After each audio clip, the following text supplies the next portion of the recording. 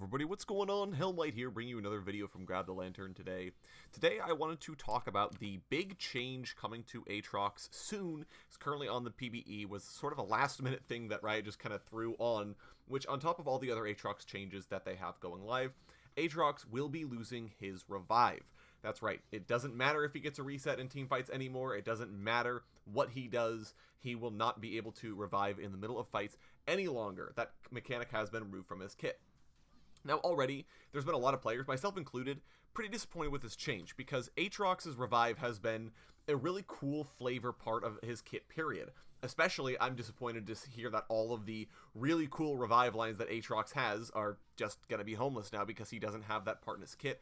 It's something that was featured very heavily in his trailer, so if newer players watch the trailer and say, oh, that's really cool, well, guess what, kids, you don't get to do that on Aatrox anymore. There's no way for him to come back from the dead unless he buys a Guardian Angel. So a lot of players are basically saying, well, is there any way to keep the revive on Aatrox's kit? Why is he losing it in the first place? Well, I think we all know why he's losing the revive, but let's look at it and see what Aatrox would have to give up to keep it. And now, to be fair, I'm talking from a purely hypothetical standpoint. I don't really care either way. I acknowledge that it would be really cool for Aatrox to keep it, but I also acknowledge the fact that Aatrox has so many things that people want on his kit, he can't possibly keep all of it, unfortunately. There just is a certain point where a character breaks and you can't fit any more mechanics on their kit. Azir is one of them. There were a bunch of mechanics where Azir released with that I thought were really cool that eventually were removed because he just had too much and there wasn't a way for Riot to keep all of it on the same kit. So I acknowledge that Aatrox is the same way. There are a lot of things that players really want. We wanted him to be a drain tank. We wanted him to be this cool demon with this big slam and this big sword that he uses. We wanted him to have this revive, but it can't all fit on the same kit. And essentially, here's why. Aatrox right now is already really hard to kill, is the biggest thing. His current builds incentivize durability. First and foremost, he has a ton of sustain on his kit in the first place. He has up to 30% of the damage he deals, period, he gets health back for, as long as it's non-periodic, so things like Ignite, he doesn't heal for that. But either way, up to 30% of the damage he deals, and he already deals quite a bit of damage with how his Q works, and especially the damage scaling on that, because the third Q can do up to 200% of the damage that the first Q did, if you're able to sweet spot it, so that's already pretty crazy. But when he has his ultimate going, he can get up to an additional 70% healing on top of that, and he gets the healing from the passive auto attacks, which he can reset by landing sweet spot Qs. And that means he already has a ton of healing just base in his kit. It's really hard to kill this character.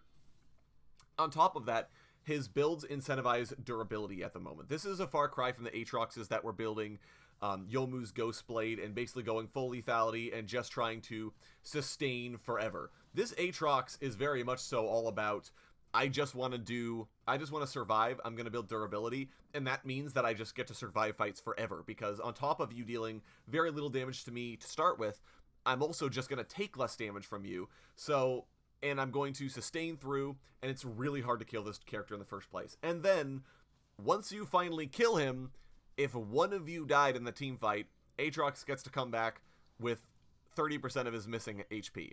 You didn't actually kill him, he does get to go. And that means that, especially if you have champions with resets, or champions that are running runes like Triumph or Presence of Mind, well, you get no value out of those yet, because Aatrox hasn't actually died, which is a big teamfight swing.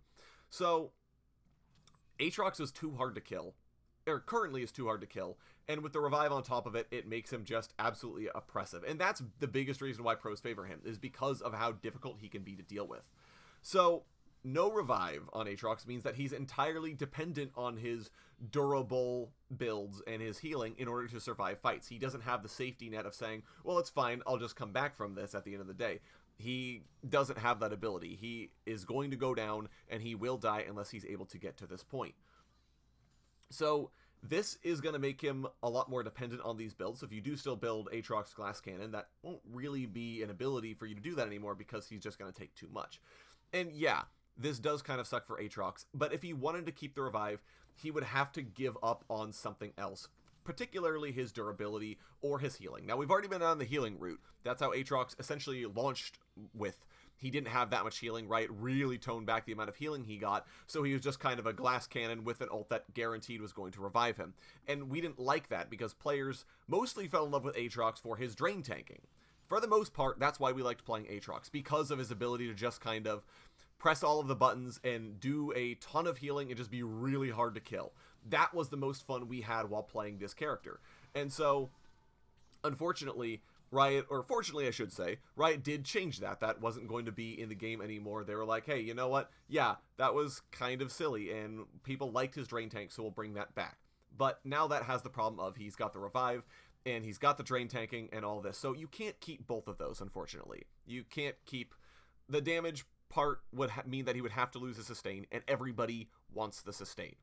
So in order to make him keep the revive, you would have to drop back on something else. The biggest thing I can think of at the moment would it be if you could somehow tie the revive into damage, and I don't really know how. Like if he dealt a certain amount of damage in a time frame, then he got the revive, and that way he's incentivized to build glass cannon, so that way the revive is easier for champions to proc, so Aatrox essentially has to rely on the safety net.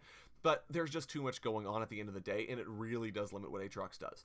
And now, yeah, I will admit that it's a disappointment for the character, but I don't think it's going to homogenize him too much. I know a lot of people were already saying, well, the game's already super homogenized, and what does this do to make him different from a character like Riven, who also has a third-part Q and AoE CC? But let's be real, that's a bit of a straw man argument. I don't think I really need to talk about why they're still different characters, but Riven is more of a flanker. She's going to be full damage, just try to blow somebody up. She doesn't really CC for that long. She's not like a tank. Whereas Aatrox is a lot more about diving into a fight and sustaining through and drawing your focus, because you can't just ignore him, but also he's really hard to kill, so at the end of the day, focusing isn't necessarily always the best thing for your team to do. And while sure, other champions that build durable do get a revive, so Zac I think is a good comparison here, because if you do remember back in the day, Zac was he was released right next to Aatrox. They were two champions with revive passives. The biggest difference here, at the very least, is that, yeah, Zac gets to keep his revive, but Zac also isn't going to kill your entire team unless he's full AP, at which point, like we mentioned before, he's trading his durability and difficult to kill with the ability to do large amounts of damage, so he's dependent on the revive. The other thing is that Zac's revive, it's on a cooldown, so you can play around it. The revive is cancelable if you're able to come out of a team fight on top, or even if you just throw enough AoE in the general vicinity of Zac's blob, sometimes you can just kill him before he even gets the revive. It wasn't guaranteed like Aatrox's was. Aatrox is always going to come back with the revive, so Zac is a little bit more balanceable in that regard, even though he's a durable champion with a revive. So essentially what I'm trying to get at here is that, yes, Aatrox losing the revive is kind of disappointing, but if you look at what he would have to give up in order to keep it, I don't think it's worth it for the character. I think that the drain tanking aspect is significantly better on him, and I think that in general, the ult changes that they've also got, where I believe the cooldown is lower, and it still does reset if you get a takedown, so you get the extended duration on the bonus healing and the bonus move speed, that sort of thing, and the healing amp was also buffed as well. That's the part of Aatrox that we really know and love. Yeah, it sucks that he's going to be losing some really cool voice lines, but it's worth it at the end of the day, I have to say. But let me know what you guys are thinking down in the comment section below. If you think Aatrox should keep the revive, if you prefer him, if he doesn't have it, if you think there's any other way to balance him around it, let me know down in the comments. If you enjoyed today's video, go ahead and leave a like. And if you really enjoyed today's video, consider subscribing. I upload a video every Monday, Friday, and on patch days as well. And if you're looking for more Grab the Lantern content, check out my blog, link down in the description. I upload an article just about each and every single day for your enjoyment. Once again, thank you guys so very much for watching. I do appreciate it. And I'll talk to you all later.